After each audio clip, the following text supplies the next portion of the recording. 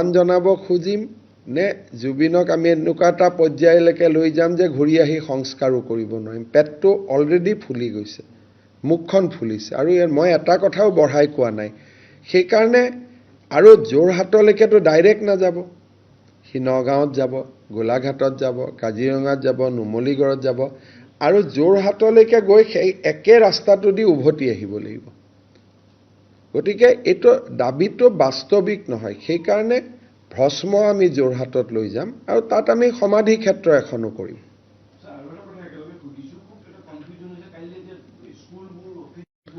কালি একো নহয়, কালি school college normal থাকিব, কিন্তু পৰহি যিহেতু জুবিনৰ সমাধি হ'ব, সিদিনাখন আমি চৰকাৰে এটা সিদ্ধান্ত ল'ম। কালিতো নৰ্মেল, কালি একো হেৰি নাথাকে।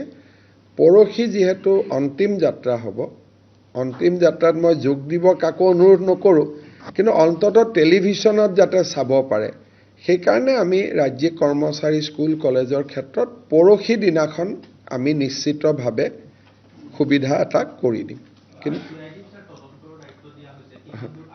এতিয়ালৈকেতো কোনো আগবঢ়াৰ কথাও নাই, কাৰণ আজি 2টা দিনত আপুনি ধৰক, আমি কালিয়ে দিল্লীত সিদ্ধাৰ্থ আছিলে, কিন্তু তেওঁকে লৈ আনিবৰ কাৰণে এটা উপায় নাই, কাৰণ গৰিমা গাৰ্গে কৈছে যে তেওঁক একো কৰিব নালাগে অন্ততঃ। গতিকে যেতিয়ালৈকে জুবিনক আমি অন্তিম বিদায় নিদিওঁ, তেতিয়ালৈকে এই দিশত আগবঢ়াৰ কাৰণে বহুত বেছি কৰিব পৰা নাযায়। এতিয়ালৈকে আমি এইটোৱে কৰিছোঁ যে যিসকলে এজাহাৰ দিছে, প্ৰায় 54 এজাহাৰ, আমি এজাহাৰখিনিক CIDত লৈ আহিছোঁ, আমি এপ্ৰপ্ৰিয়েট ছেকশ্যনত কেছ ৰেজিষ্টাৰ কৰিছোঁ, আৰু যিসকলে এজাহাৰ দিছে তেওঁলোকক আমি প্ৰাথমিক তেওঁলোকৰ ষ্টেটমেণ্ট লোৱা আমি আৰম্ভ কৰিছোঁ। কিন্তু যিহেতু অভিযুক্ত 2জন, শ্যামকানু মহন্ত আৰু সিদ্ধাৰ্থ শৰ্মা, 2জনে অসমত নাই, আৰু আজি পুলিচ পঠাই লৈ অহাৰ পৰিৱেশটো নহয়। অন্ততঃ জুবিনক আমি বিদায় দিলোঁ। প্ৰায় তাতে আমি এখন হস্পিটালো বনাইছিলোঁ, 100জন লোকক আমি more than 100 লোকক ট্ৰিটমেণ্ট কৰিছোঁ, এম্বুলেন্স আছে। অসুবিধাটো হৈছে যে মানুহে জুবিনক চোৱাৰ পিছত আঁতৰি অহা নাই। ভূপেন হাজৰিকাৰ ক্ষেত্ৰত আছিল কি যে আমি চাইছোঁ আৰু আগবাঢ়ি ওলাই গৈছোঁ। জছফিল্ডৰ অকণমান জেগাত আমি কৰিছিলোঁ, যদি আপোনালোকৰ মান আছে যে লাইন পাতিছে, চাইছোঁ, ওলাই গৈছোঁ।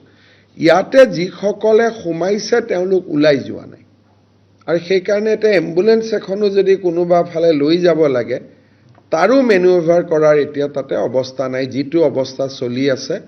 কিন্তু এতিয়া আমি 2 নম্বৰ গেটখন পেচেণ্ট উলিয়াই লৈ যোৱাৰ ক্ষেত্ৰত ব্যৱহাৰ কৰিব লাগিব। চাওক, মই আপোনালোকক এটাই অনুৰোধ কৰিম যে জুবিন আৰু জুবিনক লৈ কনস্পিৰেচি থিয়ৰী, ফেচবুক লিখা, এইবিলাকে আমাক কৰবাত লৈ যাব। চাওক, মই ক'লো নহয় যে আপোনালোকে চাওক, আপোনালোকে, মই কৈ আছোঁ জুবিনক বিদায় দিয়া কথা, আপোনালোকে মোৰ মুখেদি কিবা এটা শব্দ উলিয়াই হেডলাইন কৰিব খুজি আছে। গতিকে তদন্তৰ ওপৰত CID তদন্ত হৈছে, মই ক'লো সকলোৰে ষ্টেটমেণ্ট লোৱা হৈছে, 2জন ব্যক্তিৰ নাম হৈছে, তেওঁলোকক আমি ইণ্টাৰোগেট কৰিম বুলি কৈছোঁ। তদন্তৰ বিষয়ে আমি এতিয়া সৰু সজাই জুবিনৰ মানুহখিনিক, অনুৰাগীখিনিক মেনেজ কৰিম নে আমি তদন্তৰ খবৰ ল'ম, নে তেওঁক মাটি ক'ত দিম, যোৰহাটৰ দাবী, সোণাপুৰৰ দাবী, সমাধি, সেইবিলাকৰ আমি চিন্তা কৰিম। গতিকে চব ওৱান আফটাৰ ওৱান হ'ব। আৰু আপোনালোকে আৰু এটা কথা বুজিব যে ছিংগাপুৰত ঘটনাৰ অকাৰেঞ্চিজ ইন ছিংগাপুৰ, গতিকে ছিংগাপুৰ পুলিচে তাক তদন্ত কৰি আছে। ঘটনাটো অসমত হোৱা নাই। অসমত আমি কনস্পিৰেচিখিনিহে চাব পাৰিম যে কিবা ষড়যন্ত্ৰ আছিল নেকি তেওঁক ছিংগাপুৰত লৈ যোৱা। কিন্তু ছিংগাপুৰত কি হৈছে, তাৰ ছিংগাপুৰত হোৱা ঘটনা এটা অসম বা ভাৰতত তাৰ বিচাৰ নহ'ব, তাতে হ'ব। আমি খালি এটা পাৰ্টে চাব পাৰিম যে তেওঁক ষড়যন্ত্ৰ কৰি অসমৰ পৰা লৈ যোৱা হৈছিল নেকি। গতিকে এইটো ষ্টেপ বাই ষ্টেপ হ'ব। আৰু ময়ো আপোনালোকক অনুৰোধ কৰিম যে এতিয়া ইমান ইম'শ্যনেল হৈ আছে, মই যে এইখিনিও কথা আপোনাক কৈছোঁ তাৰো কিবা এটা মিনিং উলিয়াই কোনোবা এটা ষ্টেটমেণ্ট দি দিব।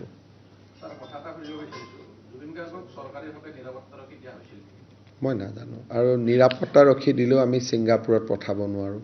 ভাৰতৰ আৰ্মছ থকা ব্যক্তি উইদিন দ্য ইণ্ডিয়ান জুৰিডিকশ্যনে থাকিব পাৰিব। মই যে কেতিয়াবা বিদেশত যাওঁ, দিল্লী এয়াৰপৰ্টত ছিকিউৰিটি ৰখি দিব লাগে, কাৰণ তেওঁলোক ভাৰতীয় পুলিচ, আৰু ভাৰতীয় পুলিচ বিদেশত যাব নোৱাৰে। গতিকে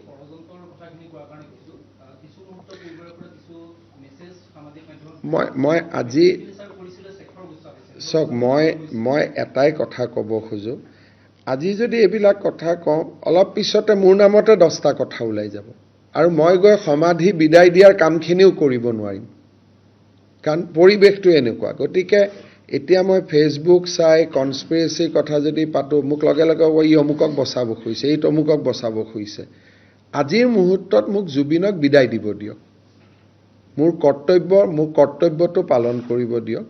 আৰু কিবা যদি ষড়যন্ত্ৰৰ বিষয়ে সুধিব আছে, ADGP CID মুন্না গুপ্তাক আপোনালোকে সুধিব পাৰে।